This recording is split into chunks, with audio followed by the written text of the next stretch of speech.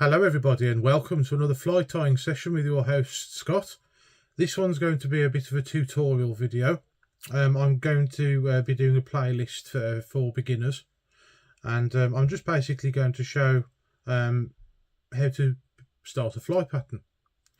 And in this case I'm going to show you how to bed the hook. So you've got your bobbin threaded.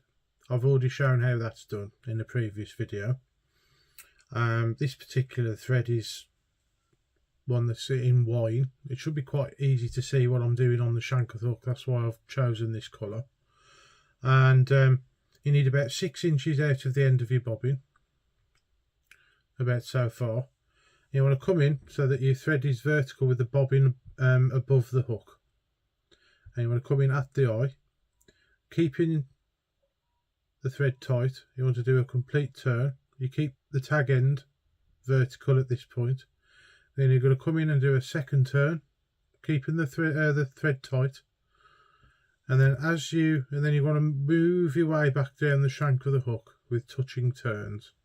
And as you get further down the shank of the hook, you can start bringing your thread so that it's in the same plane as the hook shank.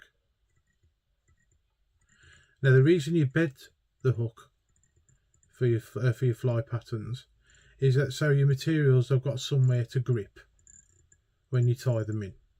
There's a second reason as well, that it prevents rust forming on the shank of the hook underneath the pattern once it's been tied, which is obviously improves the longevity of the fly. So those are the two main reasons you always put a full layer of thread on the shank of the hook. Now to finish this part off, you can either pull this away or you can trim it.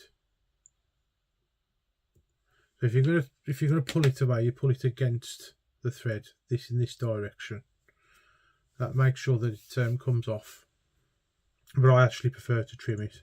And then you can put another turn in there just to cover the cut end. There we are. Thank you all very much for watching. Please like, share and subscribe, and I'll catch you guys in the next one. Bye bye for now.